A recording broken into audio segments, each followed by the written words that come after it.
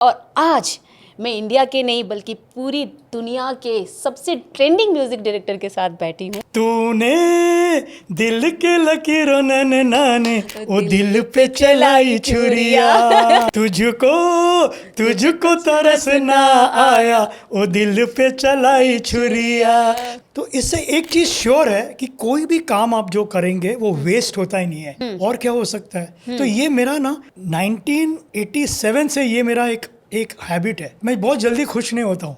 आपके गाने बहुत अच्छे हैं, गुलशन जी के वर्ड्स थे, कुछ तो है उसमें से। एक गाना फिल्म चोर और चांद में यूज हुआ, सपनों में आना दिल में समाना प्यार क्या है मुझे तुम बताना। क्या बात है। सपनों में आना उसी समय उन्होंने लिख दिया। कोई फरियाद कोई पहले कंपोजिशन बनी इमीडिएटली। सुनो सुनो सुनो सुनो, तेरे दिल में गाओ दबी हो जैसे। तो वो और टी सीरीज की जो शुरुआत वहीं से हुई थी। अच्छा। तो मैं जब भी गुजरता भी हूँ ना, मैं गाड़ी रोकता हूँ और थोड़ा एक नमन करता हूँ उस जगह के। मंदिर है वो मंदिर है वो जगह। शाहरुख जी के साथ और एक फिल्म हम लोगों ने की थी, इंग्लिश बाबू देसी में। यस। तो एक धुन आई, दीवाना मैं तेरा दीवाना टंग टंग टंग टंग टंग टंग टंग टंग टंग, मोहब्बत क्या है अब ये जाना। नजर जो झूम के गई तुझे झूम के छाने लगा नशा। अच्छा सिला दिया तूने मेरे प्यार का हो, अच्छा सिला दिया तूने मेरे प्यार का। यार ने ही लूट लिया घर यार का, यार ने ही लूट लिया घर यार का। आज ये छोटी छोटी बातें लंबी होने वाली है। सो एक बार फिर से चैम्बर ऑफ लेजेंड में आप सभी का स्वागत है। और आज मैं इंडिया के नहीं बल्कि पूरी दुनिया के सबसे ट्रेंडिंग म्यूजिक डायरेक्टर के साथ बैठी हूँ। आप थोड़ा अनुमान लगाइएगा, मैं आपको गा के सुनाती हूँ। अच्छा सिला दिया तूने मेरे प्यार का, इश्क में हम तुम्हें क्या बताए। Any guesses? छोटी छोटी बातें लंबी हो जाती हैं, नो कोई फरियाद। अब आपको अनुमान लगा ही सकते हैं क्योंकि मैं वो गाना गाने वाली हूँ जिस पर आज पूरी दुनिया थिरक रही है। घर जला है मेरा क्या जाता तेरा। यस, आज मेरे साथ एक ऐसी मशहूर शख्सियत जिन्होंने 90s के दौर से जो शुरू किया, उनका सफ़र इतिहास के पन्नों में अंकित है। और आई एम वेरी ग्लेड कि आज हमारे साथ में निखिल विनय की जो जोड़ी है, जिन्हें आप सभी ने बहुत सराहा है और आज भी आप पसंद कर रहे हैं और उनके गाने टॉप वर्ल्ड ट्रेंडिंग में चल रहे हैं। यस, निखिल कामत जी, सर आपका बहुत बहुत स्वागत है चैम्बर ऑफ लेजेंड्स में। थैंक यू यशोदा जी, बहुत अच्छा लगा मुझे और मैं आपके पॉडकास्ट सुनते रहता हूँ। बहुत अच्छा, आपका पॉडकास्ट बहुत ही अच्छा है। Very informative. सर ये बताइए कि इतना बढ़िया म्यूज़िक आप देते हैं कि आज दुनिया उस ज़माने के गाने को भी पसंद कर रही है और आपके सारे गाने को इतना प्यार मिल रहा है। क्या क्या क्या राज है सर आपका? और इतने सालों से ये सक्सेस का जो मंत्र चला आ रहा है, मतलब कहीं भी आपकी कंटिन्यूटी टूटी नहीं है, ऐसा क्या कारण है? यशोदा जी, मैं संगीत से बहुत प्यार करता हूँ और सभी कलाकारों से भी बहुत प्यार करता हूँ। Right from the smallest musician to the biggest musician, मैं संगीत का पुजारी हूँ। और मैं जब छोटा था तो जब मैं 7th स्टैंडर्ड में था, मैं साउथ बॉम्बे में पाम बीच स्कूल में पढ़ता था। ओके। तो बड़ा मॉडर्न सा स्कूल है, सब मॉडर्न सा सब है, लेकिन तब से मैं म्यूज़िक सुनता आ रहा हूँ। और जब मैं 7th स्टैंडर्ड में था तब से मुझे संगीतकार बनना था। और गॉड इज़ सो ग्रेट कि आज मैं 1990 से मैं म्यूज़िक डायरेक्टर बना।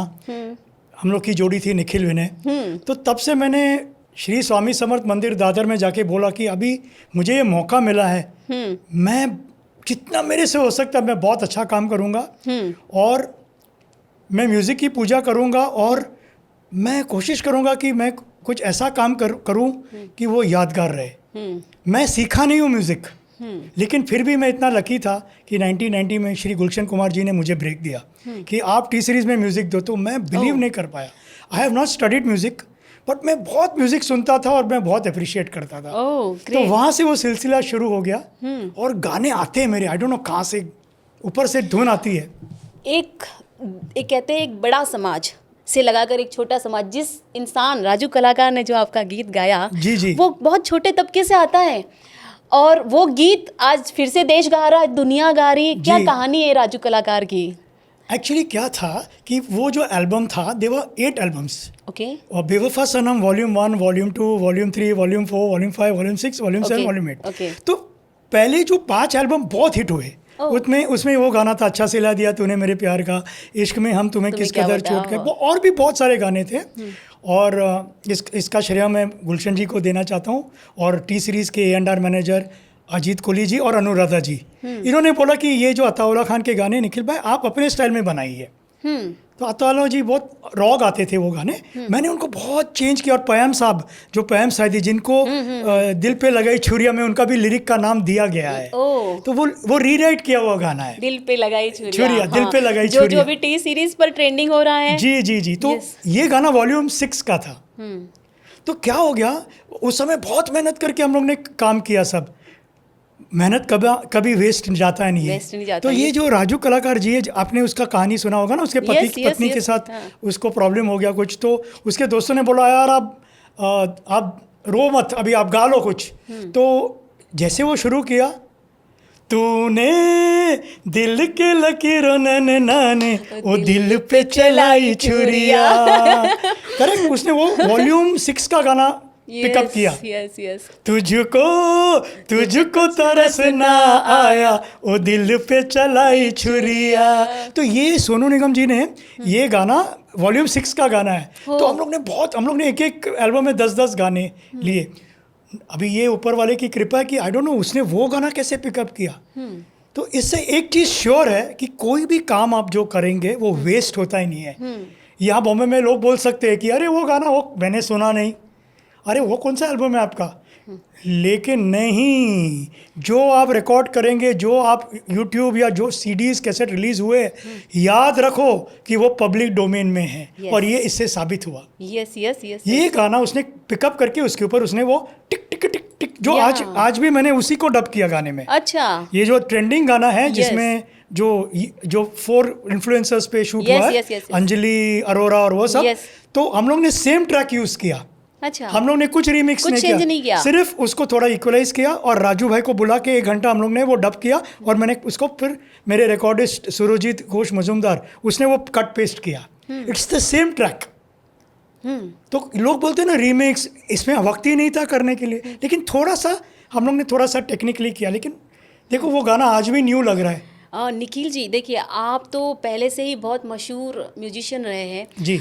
सोनू निगम बहुत, अब ये जो राजू कलाकार इस गाने की वजह से जी ये सभी तरीके से चारों तरफ छा गए। राजू कलाकार के विषय में आप कितना जानते हैं और टी सीरीज ने कैसे इनको कनेक्ट किया और कैसे हुआ है सब कुछ? मैं सिंपल बताऊं, मैं नेक्स्ट डे कहीं आउट ऑफ बॉम्बे जा रहा था, तो 4 बजे मेरी एक सिटिंग हुई मेरे लिरिसिस्ट दोस्त विकी नागर साहब के साथ, एक मेरी सिटिंग थी। सडनली ना 5 मिस्ड कॉल थे। मैं जब मीटिंग करता हूँ ना, मैं फ़ोन को switch off means silent mode में रखता हूँ, क्योंकि किसी से आप बात कर रहे हो बार बार रिफ़र कर रहे हो, अच्छा नहीं लगता है। तो जब वो मीटिंग ख़त्म हुई, मैंने देखा कि टी सीरीज से फ़ोन आया था महादेव तांती का, जो भूषण जी के साथ रहते हैं, उनका देखभाल करते हैं। तो महादेव वो लड़का है महादेव तांती जो रिकॉर्डिंग में मौजूद था। अच्छा, he is now personal assistant to Bhushan ji. तो he was present during the recording of Achha Sila दिया। वो बहुत 1990 से टी सीरीज के साथ जुड़ा है वो। जब मैं ये गाने रिकॉर्ड कर रहा था तो वो था उस समय। और सुनता था रात को आके, वो सब सर्व भी करता था, सब कुछ करता था। तो उन्होंने बोला, मैं बोला महादेव क्या हो गया? बोलते सर आप प्लीज़ 10 मिनट के लिए टी सीरीज आ जाना, क्योंकि वो राजू कलाकार बेचैन हो रहा है। अच्छा। आपको मिलना है उसको। मैं बोला अरे प्लीज़ प्लीज़ प्लीज़ सर कुछ बोलो मत, प्लीज़ प्लीज़ कुछ। तो मैं इमीडिएटली मैं गया वहाँ, तो टेरेस पे मैं गया तो राजू भाई थे। वो राजू भाई ने मुझे गले लग गया और इतना बेचारे ने प्यार दिखाया कि आपके गाने की वजह से ये हो गया। अरे सच अ नाइस पर्सन राजू कलाकार।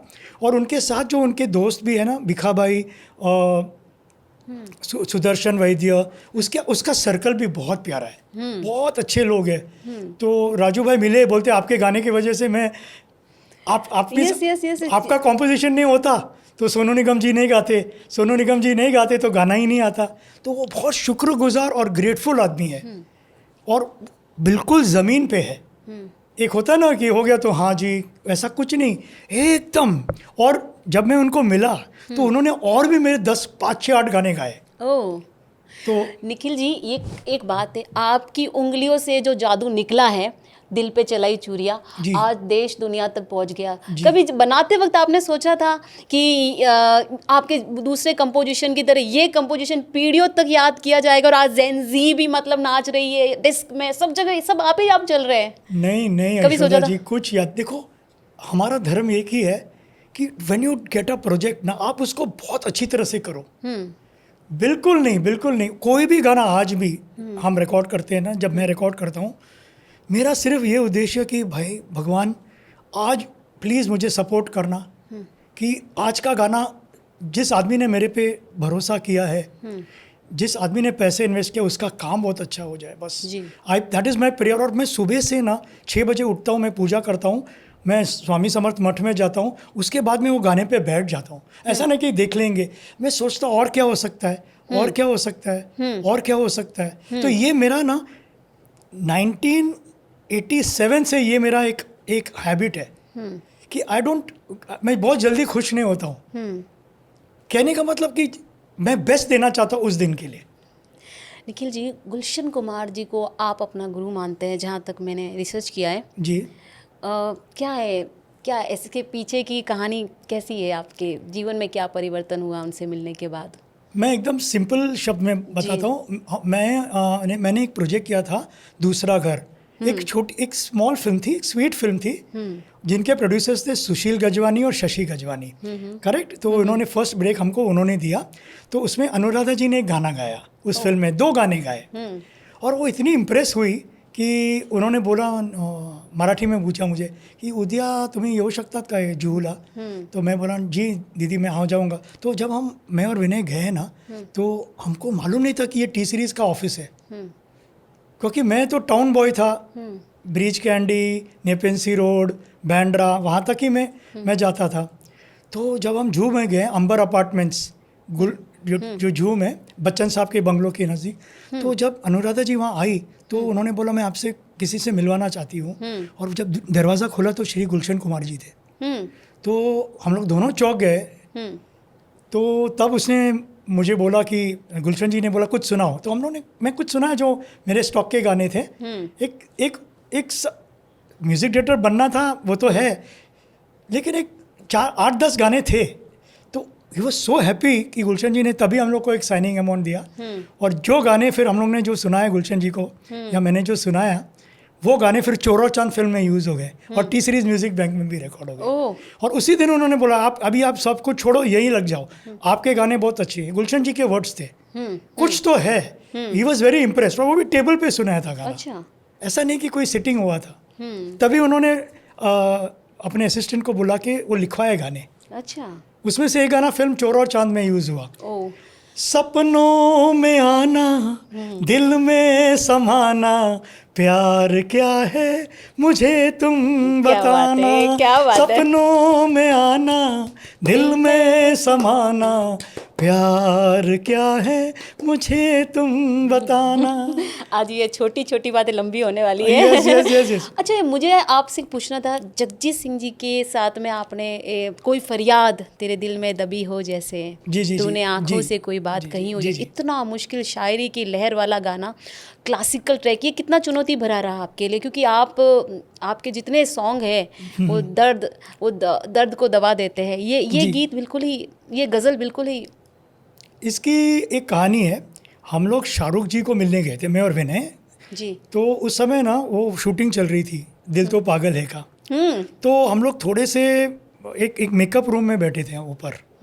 तो उधर एक कॉमेडियन था जी, मोड़क जी ऐसा कोई नाम था उनका। तो वो बोल रहे थे आप बहुत लकी हो। तो हम लोग लकी है, बोलते जहाँ बैठे हो ना मीना कुमारी ने मेकअप किया है। अच्छा। और जहाँ बैठे हो ना दिलीप कुमार साहब ने मेकअप किया है। अच्छा। तो मैं और विनय थोड़े से इंस्पायर हो रहे थे, तो थोड़ा टाइम लग रहा था नीचे, तो ऐसे कुछ वॉकमैन लेके ना कुछ धुन शुरू हो गई और एक बेसिक कोई फरियाद का ट्यून वहाँ बना। 2 ट्यून बने उस रूम में, क्योंकि 2 घंटे का कुछ वेटिंग था, नेचुरली शूटिंग चल रही है, तो वी कांट डिस्टर्ब देम। तो वैसे हम लोग बैठे, थोड़ा सा मैं कुछ गुनगुना रहा था, विनय भी कुछ गुनगुना रहा था, तो मैं बोला थोड़ा सा डेवलप करो। वो कुछ मुझे सुना रहे थे। ये वो ट्यून्स है जो उस रूम में बने थे।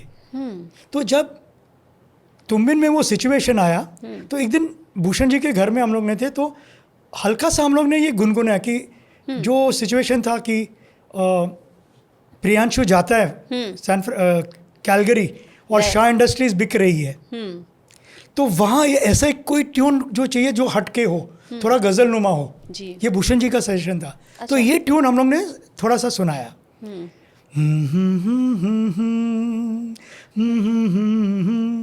दबी हो जैसे ला ला ला ला ला ला ला ला ला ला ला ला। तो भूषण जी को इमीडिएटली पकड़ में, क्या है, तो फैज़ अनवर थे, फैज़ अनवर जी, अरे सुनो, उसी समय उन्होंने लिख दिया कोई फरियाद, कोई पहले कंपोजिशन बनी इमीडिएटली। सुनो, तेरे दिल में गाओ, दबी हो जैसे, देयर एंड देयर। तो भूषण जी बहुत इंप्रेस हुए, लेकिन बोला एक बार और मैं सुन लूँगा नेक्स्ट डे। तो फिर ऑफिस में जाके सुबह हम लोग बैठे फैज़ भाई के साथ, और फिर 3 बजे भूषण जी के पास मैं अपना कीबोर्ड भी लेके गया, और फिर हम लोग ने प्रॉपर्ली सुनाया गाना। सो देखो, वही मैं बोल रहा हूँ, आपको बहुत कुछ करने की ज़रूरत नहीं। अगर इंस्पिरेशन आ गया और सामने एक सच्चा आदमी मिला जो आपसे काम निकालना चाहता है, तो काम हो जाता है। This is the story of तुम कोई फरियाद। ओह माय गॉड, मेरे तो रोंगटे खड़े हो रहे हैं। ये सच है। ये ऐसी कुछ एल्बम में लोग भूल ही नहीं सकते। उसमें से आपने जैसे सोनू निगम जी के साथ में जान की थी, और उनके सारे सॉन्ग, मतलब अगर लोग एल्बम का जो परिभाषित करना हो तो सोनू निगम जी की, उसमें आपने इतना अच्छा म्यूजिक दिया। जी। ये कैसे, क्या किस उस समय की कुछ ऐसी कहानियां जो इस म्यूजिक एल्बम को बनाते वक्त? जी। टी सीरीज का एक जूह ऑफिस है, अंबर अपार्टमेंट्स, जो जूह सर्कल के पास है। तो हम लोग ने एक रिजीम बनाया था कि चाहे कुछ भी हो हम लोग वहाँ मिलेंगे। तो वो जो रूम था, उस रूम में बहुत हिट गाने बने थे। क्या करते थे साजना, जो आनंद मिलिंद जी ने बनाए थे। तो वो एक रूम था जिसमें माता का एक फोटो है, एक पूजा रूम था। तो भूषण जी ने बोला आप यहाँ ज़रूर बैठ सकते, because we have been associated with T Series.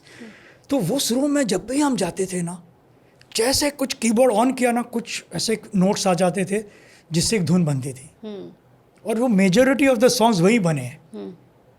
तो वहाँ एक चाय पीते थे, और वहाँ उस रूम में हम लोग बैठते थे। तो Jaan album, you won't believe it, Faiz भाई आते थे, कुछ मुखड़े सुनाते थे, और जैसे वो मुखड़े सुनाते थे धुन बनती थी। Yes, unbelievable. देखो, कुछ एनर्जीज है, पॉजिटिव एनर्जीज है, तो वो, और टी सीरीज की जो शुरुआत वहीं से हुई थी। अच्छा। तो मैं जब भी गुजरता भी हूँ ना, मैं गाड़ी रोकता हूँ और थोड़ा एक नमन करता हूँ उस जगह के। मंदिर है, वो मंदिर है वो जगह जी। तो वो जूह ऑफिस का वो रूम में हम लोग बैठते थे और धुन बनती थी। फैज़ भाई कुछ तेरा मिलना पल दो पल का, थोड़ा सा गुनगुना लेंगे। हो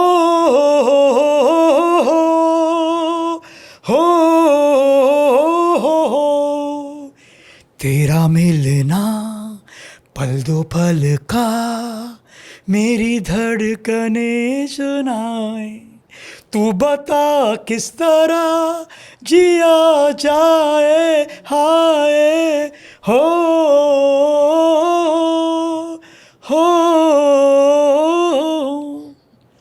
क्या बात है, मतलब क्या कहूँ, हम तुम्हारे हैं सनम। जी जी जी। शाहरुख खान जी के साथ भी आपकी कुछ ऐसी यादें होगी, क्योंकि ये गाना इतना अच्छा था कि उनको पर्सनल, उन्होंने एक इंटरव्यू में कहा था पर्सनल उनका फेवरेट है। जी तो उनके साथ आपकी कुछ ऐसी यादें? शाहरुख जी के साथ और एक फिल्म हम लोगों ने की थी, इंग्लिश बाबू देसी में। यस। तो उस दीवाना मैं तेरा दीवाना। yes. और 1990 में और एक फिल्म थी। यस। वो फिल्म बनी नहीं है अनफॉर्चुनेटली। तो वहाँ से हमारी दोस्ती शाहरुख जी के साथ है। Oh yes. सो इंग्लिश बाबू देसी में के प्रोड्यूसर थे प्रवीण निश्चल। जो नवीन निश्चल के भाई थे। तो हम लोग है ना यहाँ बैठते थे बांद्रा रिक्लेमेशन में।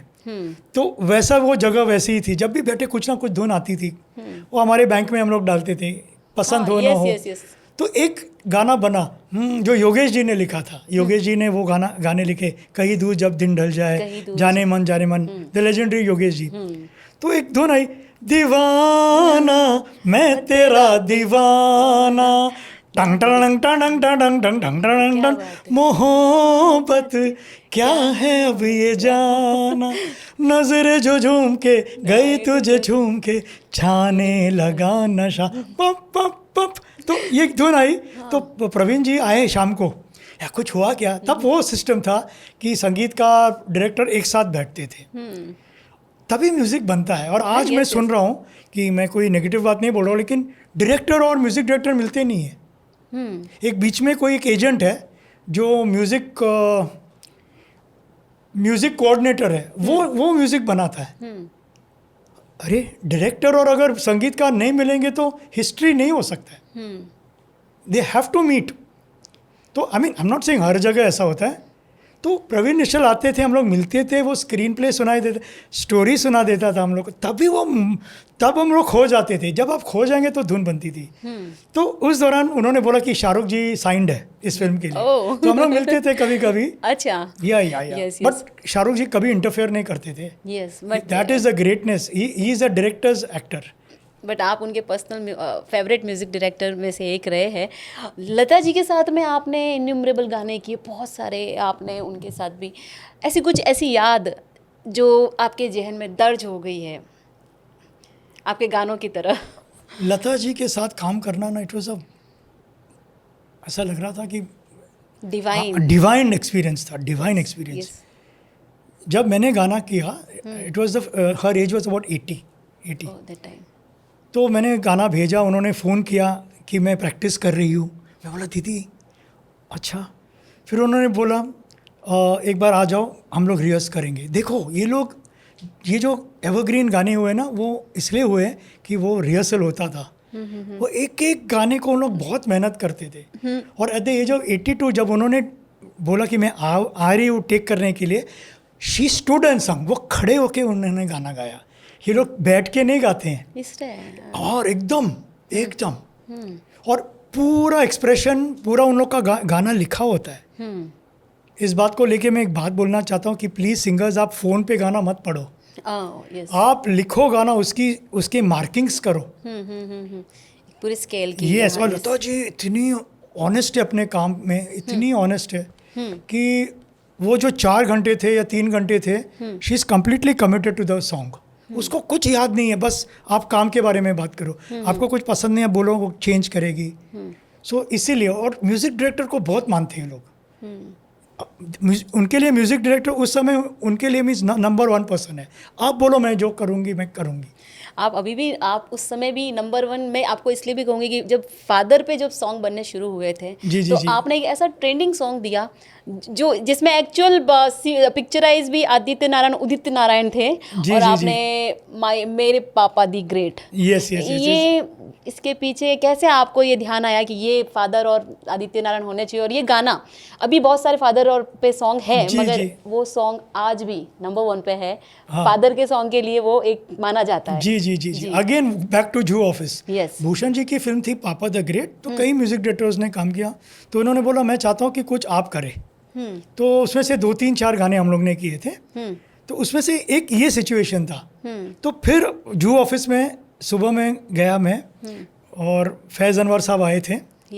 तो मैं कीबोर्ड, मेरा एक यामाहा का कीबोर्ड था, वो बैठ के टंग टंग टंग टंग टंग ये नोट्स आ गए, डंग डंग डंग डंग डंग डंग डंग डंग डंग डंग डंग, ओ मेरे पापा द ग्रेट, ये एक लाइन आया, ओ मेरे पापा द ग्रेट। तो एज यूजुअल फैज़ अनवर जी, प्यार सबसे करो, प्यार सबसे करो, सबको मिलके रहो, वो ऐसे फेंक देते हैं लिरिक्स। सबको मिलते रहो, डा डा डा डा डा डा, पापा कहते हैं ये, ओ मेरे पापा द ग्रेट। तो फिर वो उदित जी का लाइन है, मेरे दिल की तू जान, वो उदित जी अंदर आ गया, तू मेरी पहचान, ना ना ना ना ना ना ना ना है सा गुमान, ओ मेरे बेटा the great. Oh my God. तो भूषण जी फिर 6 बजे आ गए और फिर वो उन्होंने गाना पास किया। तो नेक्स्ट डे मैं आदित्य नारायण के पास गया, तो वो छोटा था, वो सुना, हाँ सुनाइए गाना मुझे। So cute. उन्होंने पूरा रिहर्सल मेरे साथ किया। उस स्केल के हिसाब से फिर मैं उदित जी का स्केल बनाया, क्योंकि आई हैड टू सी कि आदित्य शुड बी कंफर्टेबल। तो उन्होंने वो मेरे स्केल में आ गया, फिर मैं उदित जी का मैंने फिर कैलकुलेशन किया कि फिर उदित जी ऐसा गाएंगे। This the story. 3 दिन में ये गाना रिकॉर्ड हो गया। आपने इतने दर्द भरे गाने गाए, अच्छा सिला दिया, इश्क में हम तुम्हें क्या बताए, सनम बेवफा। ये कोई पर्सनल एक्सपीरियंस है आपका कि नहीं नहीं नहीं, कोई पर्सनल एक्सपीरियंस नहीं है। और मैं आपको निखिल जी कहीं छोड़ खाए हुए तो नहीं है? अरे नहीं नहीं नहीं नहीं नहीं, बिल्कुल। मैं देखो क्या होता है, जब आप म्यूज़िक डायरेक्टर हो ना, तो आपको वर्सेटाइल होना ही चाहिए, क्योंकि हम लोग ने इस तरह के गाने दिए। एक वो भी गाना था, मेरी पैंट भी सेक्सी, मेरी शर्ट भी सेक्सी। yes. लेकिन जब आपको एक सिचुएशन दिया जाता है तो आपको फिर वो कैरेक्टर बनना पड़ता है। तो बेवफा सनम तो वही था। We have to get into the character. Yes yes yes, it's all about that. Okay. जो कैरेक्टर है उसमें आप घुल जाओ, बस यही है। आज ये जो गाना है, थोड़ा है थोड़े की ज़रूरत है, हाँ। ये आज सभी क्लास के लिए एक कह सकते हैं कि एक प्रीचिंग है करके, हाँ, कि हाँ। लाइफ में थोड़ा है। तो जब आपने बनाया तो कभी ऐसा लगा कि ये एक सब एक लाइन हो जाएगी, एक यार हाँ, थोड़ा हाँ। है थोड़े की ज़रूरत है, हाँ। ये आज बोलचाल की भाषा हो गई है? जी जी, ये एक सीरियल था एक्चुअली, रवि राय की सीरियल है, थोड़ा है थोड़े की ज़रूरत है। Yes. तो उसमें ओरिजिनल गाना भी था, बट हम लोग ने फिर एक गाना बनाया कि जो उस सीरियल के हिसाब से जाता है। तो एक लाइन ऐसा था, जो देखे हैं सपने आधे अधूरे, कहीं काश जीवन में हो जाए पूरे, थोड़ा है थोड़े की ज़रूरत है। ये सोनी का सीरियल था और सोनी पे ये गाना बहुत चला, थोड़ा है थोड़े की ज़रूरत है, जिसका डायरेक्टर था रवि राय और आनंद राय। निखिल जी, आपका जो परिचय है, आपका जो इंट्रोडक्शन है, निखिल विनय, जी, जी। विनय के नाम के बिना अधूरा है। जी, जी, तो जी, ये विनय की जोड़ी जो है, हाँ। ये आर पार कैसे हुई, कुछ ऐसा? आर पार नहीं हुई। 2015 में ऐसा महसूस हो गया। हालांकि विनय जी और हम लोग बहुत अच्छे दोस्त हैं, रोज़ बात करते हैं। आज भी उनका मैसेज है, मैं आपको दिखा दूंगा। उनको शायद लंदन जाना था या अपना एक नया सफ़र कुछ शुरू करना था। It could be direction, it could be story telling, it could be a production company. तो उसको कुछ मज़ा नहीं आ रहा था, ऐसा मुझे फील हो गया था। और उनको ये फीलिंग थी कि मैं कुछ अकेला करूं। एक होता है ऐसा एक चीज़ में, ऐसी कोई डिफरेंस ऑफ ओपिनियन नहीं था, एक कि झगड़ा हो गया, ऐसा कुछ नहीं था। इसलिए आज भी हम लोग दोस्त हैं। मैं आपको व्हाट्सएप चैट भी आपको दिखाता हूँ। और अभी लेटली भी 1 year back we did 1 photo session। Oh my god. या तो हम लोग मिलते रहते हैं। मैंने कुछ गाने उसके वाइफ से भी गवाए रिसेंटली। निशा जैन इसकी वाइफ है, निशा जैन तिवारी, वो भी बहुत अच्छा गाती है।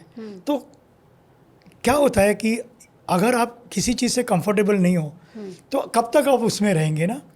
तो एक होता है कि कभी कभी आपको लगता है कि नहीं यार, मुझे कुछ और भी परस्यू करना चाहिए।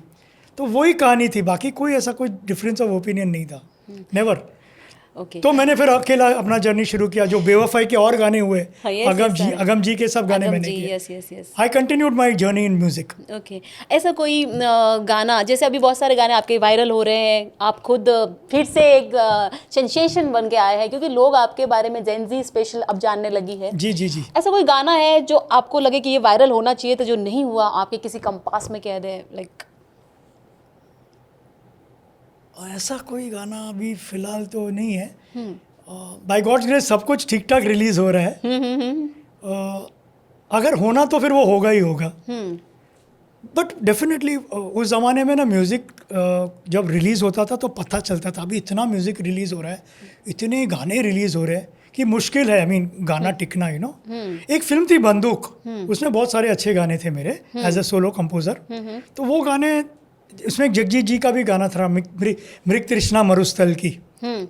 तो थोड़ा सा डिफरेंट गाना था, बट वो इतना पॉपुलर नहीं हुआ। But I am happy all said and done, because see पहले 2 एल्बम मंथ में रिलीज होते थे, अभी दिन में 10,000 गाने रिलीज होते हैं। तो आप सोच सकते हो यूट्यूब में भी so much traffic is there. ये जो आपका एक पुराना गाना दिल पे चलाई चूड़ियाँ, हाँ हाँ, ये आज एक नया ट्रेंड होके सेट जी, हुआ है। जी। तो ये आज की युवा पीढ़ी, जी ये गाना तो पुराना है मगर हाँ। ये चूंकि ट्रेंड हुआ है तो एकदम से वायरल हो गया है। जी। तो आप उनको क्या संदेश देना चाहेंगे कि हाँ 90s के दौर में भी जो गाने बने हैं वो भूलते नहीं हैं हम? जी, किस तरीके जी। से आप देखते हैं इस चीज़ को? जी, मैं एक चीज़ ज़रूर बोलना चाहता हूँ कि कुछ कॉर्पोरेट्स को भी, कुछ म्यूज़िक प्रोड्यूसर्स को भी, कि don't treat anything as old and new. यह अच्छा है या अच्छा नहीं है, यह आपको दिल में लग रहा है कि नहीं लग रहा है। क्योंकि अभी मैंने देखा कि कुछ म्यूज़िक कंपनीज है, उनके पास एक ग्रुप है, दे आर राइट, उनका अप्रोच सही है, लेकिन कभी कभी मैं लगता है कि बहुत इंटरफेयर करते हैं। ओके। एक धुन जब बनती है ना, तो छोड़ो उसको आप यहाँ चिजल नहीं कर सकते हो, यहाँ टक टक टक टक टक ऐसा नहीं कर सकते हो, आप उसको तोड़ मरोड़ नहीं सकते हो। क्योंकि अभी मैंने 2-3 वेब सीरीज़ भी किए, तो थोड़ा सा मुझे लगा कि जो उनको चाहिए वो बोलते आपको करने के लिए। तो मैं उनको समझाया कि ये वर्क नहीं करेगा, क्योंकि एक धुन है ना जो अंदर से आती है। मैं आपको और एक चीज़ बताता हूँ, दिल पे छुरियाँ, ये जब एल्बम शुरू हो गया, mister Ajit Kohli was the main man in charge. Okay. मैं उनको थोड़ा सा सुनाता था गाना कि ऐसा मैंने बनाया, ही नेवर इंटरफियर्ड। ना गुलशन जी ने इंटरफियर किया, ना अनुराधा जी ने इंटरफियर किया। बस एक बार अजीत कोहली जी को मैं सुनाता था, तूने दिल के लकीरों नाने ओ दिल पे चलाई छुरिया, तुझको तरस ना आया ओ दिल पे चलाई छुरिया।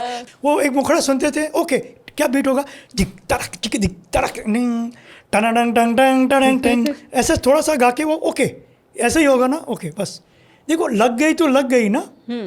तो ऐसे ना हम लोग, मैं उनको 15-20 गाने सुनाते थे, उसमें से 15 में से 11 गाने फाइनली होते थे, और वो भी बाकी गाने वो बोलते थे हम लोग नेक्स्ट में करेंगे, क्योंकि मैं वो ही सुनाऊंगा जो मुझे अच्छा लगता है ना। अगर मैं ही कन्विंस नहीं हूँ तो मैं क्यों उनको कुछ, अरे यार गाना कैसे भी करके कर दो, ऐसा नहीं है। कोहली जी बोलते Nikhil you liked it, no done. तो देखो ये बहुत ज़रूरी था। और उस दौर में ना सिटिंग में म्यूज़िक डायरेक्टर के साथ डायरेक्टर, प्रोड्यूसर या एक आध आदमी आता था और वो गाना फाइनल होता था। इसमें 20 लोग ओके नहीं करते थे गाने को। और यही एक प्रॉब्लम है आज मुझे जो फील होता है कि 20 लोगों के पास आपने गाना सुना भेजा। आपके जो तमाम गाने हैं, जिस समय सोशल मीडिया का ज़माना भी नहीं था उस समय से हिट है। अब सोशल मीडिया का ज़माना है, रील्स है या सोशल मीडिया के माध्यम से है, तो ये कितना चुनौतीपूर्ण लग रहा है अब जब आप एज अ फिर से आप काम कर रहे हैं? और नहीं, अभी क्या हो गया है फ्रैंकली, आपको प्रमोशन की ज़रूरत है बहुत ज़्यादा, बहुत ज़्यादा। क्योंकि जैसे मैंने बोला पहले तो 3 एल्बम मंथ में रिलीज़ होते थे, अभी तो दिन में 10,000 गाने आते। तो मैं प्रोड्यूसर्स को भी हमेशा बोलता हूँ कि प्लीज़ आप गाने को प्रमोट करने के लिए कुछ पैसे रखो। अच्छा, हाँ रखो, क्योंकि देखो एंड में जाके अगर आप नहीं करोगे तो वो गाना बैठ जाएगा, वो गाना लोगों तक नहीं पहुँचेगा। और लोगों तक पहुँचना भी इतना मुश्किल भी नहीं है। अगर आपने सही तरह से अगर वो फंड्स एलोकेट किए लास्ट में तो हो जाएगा। आपको सिर्फ ये गाना लोगों तक पहुंचाना है थोड़ा भी, उसके बाद वो अपने बल पे चलेगा। पर उतना तो पैसा रखो, little bit you have to put. जैसे अभी संत तुकाराम फिल्म की मैं बात करूँ, बहुत अच्छा पब्लिसिटी उन्होंने किया, हर आदमी का फ़ोन आ रहा। मैंने क्लाइमैक्स गाना किया उस फिल्म में, जहाँ संत तुकाराम महाराज को भगवान बुलाते हैं, वो मेरा गाना है एंड में। और इतनी तारीफ, even all the magazines have praised the song and the film also. और ये फिल्म हिंदी में है। यस, और जेंजी लोग भी आ रहे हैं वो पिक्चर देखने के लिए, क्योंकि उसमें सरमन है, उसमें एक क्या बोलते हैं, एक मैसेज है फिल्म में, एक मैसेज है। तो ये है एक्चुअली, कुछ डिफरेंस नहीं। जेंजी ऐसा कुछ नहीं कि यंगस्टर्स वो गाने नहीं सुनते, यंगस्टर्स कोई फरियाद भी सुनते हैं। तो बस इतना ही मैं कहना चाहता हूँ कि you have to promote your song little bit. आज के जो म्यूज़िक डायरेक्टर है, आज के नहीं मतलब कह सकती हूँ, जो अभी ट्रेनिंग पीरियड में है जी, जो कि कहना चाहूँगी कि एक तो होता है कि गाने को अमर कर देना, लाइक हिस्ट्री बना देना, जैसे आपके गाने, या वायरल कर देना। आप क्या सलाह देना चाहेंगे, किस चीज़ के पीछे भागे वो? देखो frankly speaking, definitely change has taken place, Yeah. लेकिन आपको अपने काम पे भरोसा रखना चाहिए। आप अपना गाना बहुत अच्छा करो, yeah. डोंट वरी कि इसमें ये इंस्ट्रूमेंट है कि ये इंस्ट्रूमेंट नहीं है, ऐसा कुछ नहीं है। आप जो गाने को की ज़रूरत है वो पूरी करो, सिंगिंग पे ध्यान दो। अभी कुछ एक लेडी सिंगर के साथ मैं एक सेटिंग कर रहा था, तो वो बोल रही है, वो म्यूज़िक डायरेक्टर आके ही बोलता है प्लीज़ गाना 1 घंटे में कंप्लीट करो। तो वो शिकायत कर रही थी कि निखिल भाई कैसे हो सकता है, कभी 2 घंटे भी लग सकते। और वो म्यूज़िक डायरेक्टर बार बार उनको बोल रहा थी अरे ये संगीत है, कभी 3 घंटे लगते, कभी 4 घंटे लगते, कभी ऐसा भी होता है कि कभी 1 घंटे हो। तो वो क्योंकि वो स्टूडियो के आवर्स गिन रहा है, उसको पैसा कमाना है, उसने कॉन्ट्रैक्ट लिया है। तो उसने बोला, वो सिंगर ने मुझे कबूल किया कि मैंने ऐसे ही बस कुछ भी गा के मैं ओके, लेकिन मुझे रात को नींद नहीं आ रही थी, वो सिंगर मुझे बोल रही थी। तो ये पॉडकास्ट के थ्रू मैं बोल रहा हूँ सब संगीतकारों, प्लीज़ अगर आप चाहते हैं कि अपना गाना अमर हो तो please dub the song properly. आप पूरी जस्टिस करो ना, वक्त की बात नहीं, मैं नहीं बोल रहा हूँ 5 घंटे किसी को डब करो, लेकिन जो ज़रूरत टाइम है सिंगर को दो, म्यूज़िक डबिंग को दो, फ्लूट वाले को दो, जो म्यूजिशियंस आते हैं उनको टाइम दो, क्योंकि उनको उसमें घुलना है।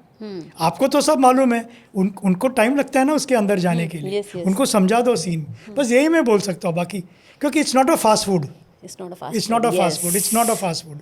हमारे मिक्सिंग में कभी कभी कुछ ये जो गाने हैं कभी 3 घंटे लगते, कभी 4 घंटे लगते, कभी 6 घंटे लगते, कभी करेक्ट रिवर्ब नहीं जाता है गाने के अंदर, तो मैं नहीं छोड़ता हूँ। अभी ये जो गाना है तो उन्हें दिल के रकीबों से, जब अभी मैंने सुना तो मैं उसको थोड़ा रीमास्टरिंग किया, तो उसमें मेरे रिकॉर्ड है सुरजीत घोष ने, उसने बोला निखिल भाई अभी गाना ड्राई लग रहा है, तो हम लोग ने मिक्स ट्रैक में ही थोड़ा रिवर्ब छोड़ा।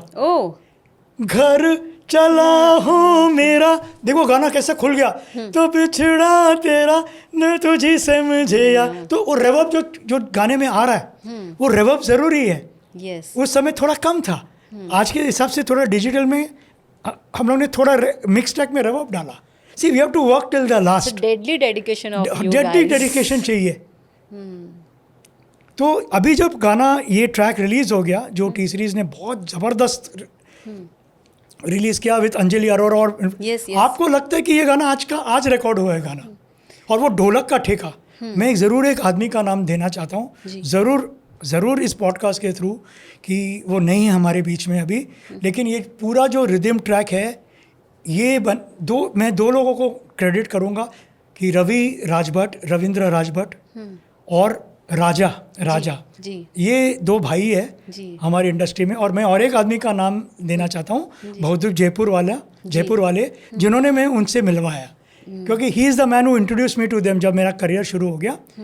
और रवि राजभट ने वो पैटर्न बनाया जो ये लोग सब आज गा रहे हैं। और रिकॉर्डिंग के बीच में जब वो गाना चल रहा था तो मैं बार बार उसको बोल रहा था, रवि यार इधर कुछ आ सकता है क्या? अरे निखिल भाई ऑलरेडी बहुत पिकअप है गाने में, दिल पे चलाई चूड़ियां। हाँ, तो मैं बोला रवि मुझे ऐसे फील होता है, चलो अभी आप बोलते हो चलो टेक करते हैं। गाना टेक हो रहा था, गाना टेक ऑलमोस्ट सेकेंड अंतरा तक गया, लाइव टेक था ये। तब रवि ने डांग डांग डांग डांग कर दिया। अरे बोला व्हाट हैपेंड, मैंने तो कट नहीं किया। अरे रुक जाओ एक पिकअप ले लो अभी। वो जो तक तक तक तक तक वो जो पिकअप है गाने में, वो उसी समय उसने बनाया और फिर से गाना रिकॉर्ड हो गया। सब म्यूजिशियंस भी नाराज, अरे यार अरे सब ठीक। मैं बोला सर कुछ रवि बोलो बोलते आप गाओ। तूने दिल के रखी वो संग मेरे, वो दिल पे चलाई वो तक तक तक तक तक वो पिकअप, और एक तक तक दिक एक पिकअप उन्होंने बनाया, वो उसी समय रिकॉर्ड हुआ। तो I must give credit to the musicians. Ravi आप हमारे साथ नहीं है इस वक्त, लेकिन हम आपको याद करते हैं। ये बहुत आप न केवल एक अच्छे म्यूज़िक डायरेक्टर हैं, आपकी बातों से, आपके व्यवहार से ये जो चीज़ें निकल के आ रही हैं, निखर के आ रही है और निकल के आ रही है, सच में ये सारी की सारी प्रेरणा देती हैं। और ईश्वर आपके अंदर ये सारा भाव बनाए रखे ताकि देश दुनिया आपसे प्रोत्साहित होती रहे। निखिल जी, एक लास्ट क्वेश्चन आपसे एक और है। ऐसे तो we have a gazillion question to ask, but एक क्वेश्चन ये कि आप जो है किन से इंस्पायर होते हैं? बिकॉज दुनिया तो आपसे इंस्पायर हो चुकी है, अब आप किन से इंस्पायर हुए कि आपकी इतनी सक्सेसफुल जर्नी है? मैं जब छोटा था तो मैं बहुत बड़ा फ़ैन था पंचम दा का। अच्छा। तो तब जहाँ मैं रहता था ब्रिज कैंडी में, तो एक लाइब्रेरी होती थी मेलोडी। ओके। वहाँ रिकॉर्ड्स मिलते थे किराए पे। हाँ, रिकॉर्ड लाइब्रेरी होता था। ये 85 की बात है, 84 85 की बात है, रिकॉर्ड लाइब्रेरी। हाँ, तो 84 की बात है। आप अल्टोमाउंट रोड है जहाँ अभी मुकेश अंबानी जी रहते हैं, तो वहाँ से पेडर रोड, तो वहाँ एक मेलोडी एक रिकॉर्ड लाइब्रेरी होता था। तो वहाँ जाके ना मैं रिकॉर्ड्स लेता था। यू टू पे 20 रुपीज़ हायरिंग, आप सुनो और लेके जाओ। और वो कभी वो कैसेट भी बनवाते थे। तब आर.डी. बर्मन जी का, कल्याण जी आनंद जी का, लक्ष्मीकांत प्यारेलाल जी का। मैं म्यूज़िक का शौकीन था frankly. I love music. Music and cricket, ये दो ही चीज़ मेरे लाइफ में थे। तो ये जब सुनते सब म्यूज़िक डायरेक्टर्स को मैं सुनता था। और दो ही काम थे, पढ़ाई करो, क्रिकेट खेलो और म्यूज़िक। तो म्यूज़िक ना शाम को मैं 3 बजे से रात को 9 बजे तक कभी कभी सुनता था। ये कैसेट डालो, कल्याण जी आनंद जी भाई का कैसेट डालो। और आई वाज सो लकी कि जब मैं कॉलेज में क्रिकेट शुरू किया तो कल्याण जी भाई का लड़का राजेश कल्याण जी मेरा दोस्त था। तो कई बार हम लोग बस स्टॉप पे उतरते थे, 86 बस स्टॉप। तो मैं पूछता था ये इतना रश क्यों है? नीचे सब लोग बोलते अमिताभ बच्चन जी आए। तो मैं बोलते चलो आ जाओ ऊपर। तो मैं जाता था ऊपर, हम लोग पानी पीते थे। मुझे सिटिंग सुनाई देती थी अंदर, सब ढोलक बज रहा है, कॉन्गो बज रहा है, कल्याण जी भाई गा रहे, आनंद जी भाई गा रहे, बाबला जी गा रहे। मैंने वो सुना है कि समझो ये रूम में अंदर गाना सेटिंग चल रहा है। कब के बिछड़े, टाडा डा डा डा टाडा डा सब बज रहा है। तो वो साउंड मुझे अभी भी याद है। आपके आने से पहले हमने कुछ दर्शकों को बोला था कि निखिल जी आ रहे हैं, तो सबने अपनी अपनी डिमांड रखी। हमने कुछ लोगों के सवाल लिए हैं। एक का ये पूछना है कि नहीं, वो चाहते हैं कि उनका फेवरेट सॉन्ग अच्छा सिला दिया आपके मुंह से एक बार सुन ले। तो मैं मुखड़ा ही गा लूंगा। ब्लेस्ड हो जाएंगे। अच्छा सिला दिया तूने मेरे प्यार का, हो अच्छा सिला दिया तूने मेरे प्यार का, यार नहीं लूट लिया घर यार का, यार नहीं लूट लिया घर यार का। अच्छा, एक जितेंद्र का एक सवाल है कि आप इतने साल हम आपको देख रहे हैं। हाँ। इतने फिटनेस जर्नी का राज बताइए आपके। लोग इसके साथ ये कुछ लोग हैं जो म्यूजिक से नहीं है बट फिटनेस जर्नी जानना चाहते हैं। देखो, सबसे पहले भगवान की कृपा है। सेकेंडली मैं वो काम कर रहा हूँ जो मैं करना चाहता था। तो आज तक मैं लोगों को बोलता नहीं हूँ कि ये मेरा प्रोफेशन है, but actually it's my way of life only. मेरा हॉबी मेरा प्रोफेशन हो गया, क्योंकि मुझे यही करना था right from the 7th standard. मैं यही करना चाहता, मैं सोचता था, इमेजिन करता था कि मैं एक संगीतकार बनूंगा एक दिन। yes. और फिर कॉलेज में शुरू हो गया थोड़ा हारमोनियम सीखना, बजाना, तो इसलिए मैं खुश रहता हूँ। सेकेंडली मैं थोड़ा स्पिरिचुअल हूँ। मेरा मकसद यही है कि आज मेरे से अगर किसी का फ़ायदा हो, भला हो, तो वो मैं करूँ। एंड नेचुरली मेरे गुरु जो है श्री स्वामी समर्थ महाराज, आप जानते हो, तो 13 साल जब मेरे पिताजी गुजर गए, वहाँ से मैं उनके चरणों में आया। वो दादर में जो मंदिर है शिवसेना भवन के सामने, तो उस दिन से मुझे रास्ता मिल गया। मैं कुछ भी प्रॉब्लम में आता हूँ, मैं उनसे बात करता हूँ और वो मुझे बोलते भी है कि मीन्स इनर वॉइस से आता है कि आपने ये सही किया, ये सही नहीं किया। तो मैं स्ट्रेट चलता हूँ लाइफ में। Spirituality and success goes together actually. हाँ, थोड़ा ग्राउंडेड रखता हूँ। मैं बहुत खुश भी नहीं होता अगर अभी जैसे ये गाना हिट हो गया तो कुछ लोग यस करते हैं कभी कभी ना, तो लोग बोलते हैं निखिल जी आप ऐसे कुछ। मैं कूल रहता हूँ, मैं सिर्फ भगवान को थैंक यू बोलता हूँ। यस है ना, जब कुछ नहीं भी चलता है तब भी मैं ऐसा ही हूँ। Nikhil ji, last questions from our team कि चैम्बर ऑफ लेजेंड्स में आके आपको कैसा लगा? बहुत अच्छा लगा, बहुत ही अच्छा लगा। मैं आपके पॉडकास्ट रेगुलरली सुनता हूँ। ओह, थैंक यू। और क्या होता है जब आप एक पॉडकास्ट सुनते हो ना, तो यूट्यूब ऐसा एक एल्गोरिदम बनाता है कि बहुत पॉडकास्ट आते हैं। हाँ, तो बीच में आपका अनुप जी का भी पॉडकास्ट मैंने सुन लिया था, थोड़ा ही सुन लिया था। देन आई रिकॉग्नाइज की this is Yashoda Solanki, right know your name. तो मैंने देखा, तो मैं बोला वेरी गुड यार, सुपर्ब। और आप मिले भी थे पहले, लेकिन उस समय एक डिफरेंट चीज़ में मिले थे।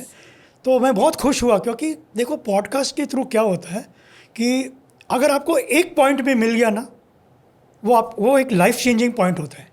और हर पॉडकास्ट में ना आपको एक, अगर आप ध्यान से सुनो ना, आपको एक लाइफ चेंजिंग पॉइंट मिलेगा।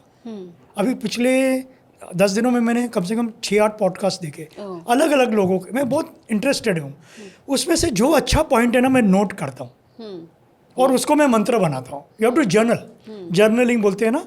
तो अभी रिसेंटली मैंने कृष्णा ब्योरा, बहुत अच्छा सिंगर, उनका पॉडकास्ट देखा, बहुत अच्छा लगा मुझे। तो मैंने उनको फ़ोन करके तारीफ़ की, क्योंकि उसने कुछ सच्चाई बयान किया उन्होंने, जो सुन के जो तकलीफ़ में उनको भी वो समझ में आता है। अरे यार इसके साथ भी हो रहा है। तो it becomes a solace. English में एक शब्द है ना, सहारा, सोलेस बन जाता है। तो प्लीज़ आप ये कंटिन्यू करना। Thank you. Bring the people, क्योंकि लोग ये सुन के उनको प्रेरणा मिली। Thank you so much. So दोस्तों, ये हमारे साथ थे निखिल कामत जी, जो देश और दुनिया के सबसे ट्रेंडिंग म्यूज़िक डायरेक्टर। आज ही नहीं, कल नहीं, आप इतिहासों में इनका नाम अंकित है, अमर है। और आज ये पॉडकास्ट बहुत ही स्पेशल है और मैं चाहती हूँ निखिल जी के लिए जो चीज़ आपको अच्छी लगी मुझे कमेंट बॉक्स में ज़रूर कहिएगा। Thank you so much. मिलते हैं हम देश दुनिया की अलग अलग शख्सियतों के साथ again. Thank you so much. Thank you for inviting me. Thank you so much. Thank you so much.